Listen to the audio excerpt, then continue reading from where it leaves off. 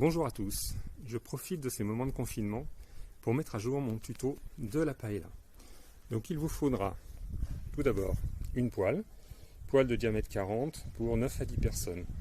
Nous allons la faire au gaz, mais sachez qu'avec du feu de bois ça sera bien meilleur.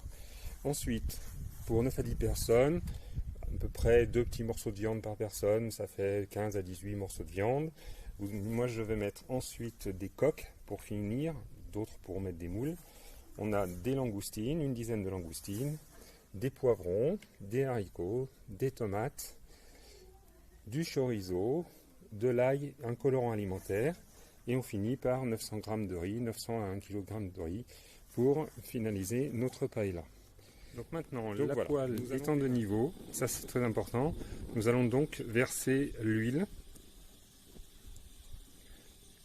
Donc vous mettez à peu près que ça remplisse la poêle, le fond de la poêle. Voilà. Donc maintenant, première opération, une fois que l'huile est bien chaude, nous allons faire revenir nos langoustines quelques minutes, jusqu'après elles viendront terminer la décoration de notre plat. Alors un point très important, il ne faut pas oublier de s'hydrater pendant la cuisine. Ça, voilà, maintenant nos langoustines sont dorées, je les ai sorties, maintenant elles vont reposer en attendant la fin de la paella. Maintenant, opération suivante, c'est faire revenir les morceaux de viande. Donc là, on a mis un mélange de lapin et de poulet, avec de petits morceaux d'échine de porc aussi. Donc voilà, maintenant on va laisser dorer la viande, à peu près une quinzaine, vingtaine de minutes, en salant bien, ça c'est très important, il ne faut jamais oublier le sel. Et donc voilà, ça commence à prendre forme, la viande commence à être dorée, on n'oublie pas de ressaler un petit coup, de boire un coup, de s'hydrater, c'est important comme je l'ai dit tout à l'heure.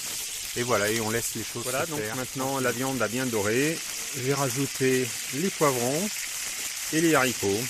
Donc maintenant on va laisser prendre la saveur, le jus, et puis on va laisser une petite dizaine de minutes comme ça, avant de pouvoir rajouter les tomates avec lesquelles on va déglacer, c'est-à-dire enlever ce qui est colle, ce qui attache. Je vous rappelle, ne pas hésiter à saler régulièrement la paella.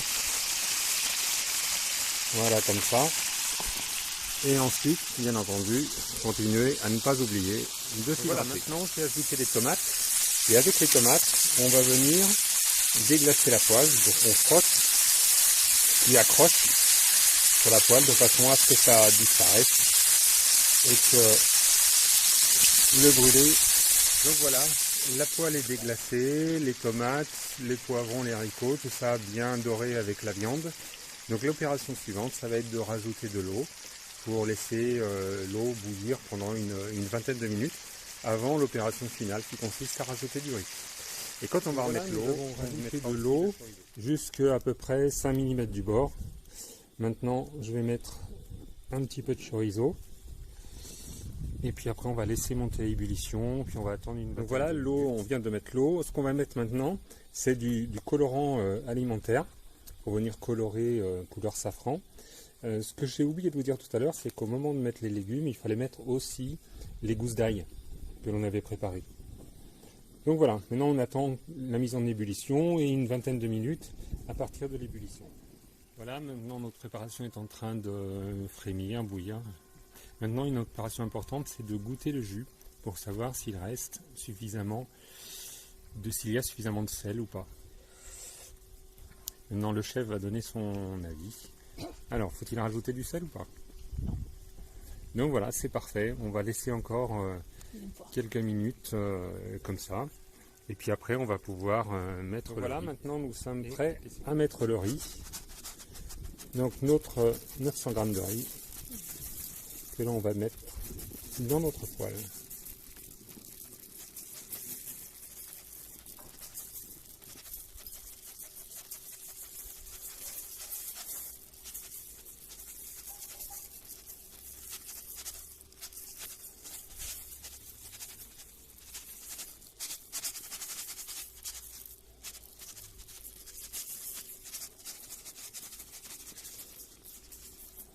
Voilà, et on va mettre maintenant la décoration, les langoustines. Si vous voyez qu'il y a un peu trop de jus et que ça va déborder, une fois que vous avez mis le riz, ce que vous pouvez faire, c'est prélever un peu de jus que vous mettez dans un récipient et qu'ensuite vous pouvez rajouter au fur et à mesure.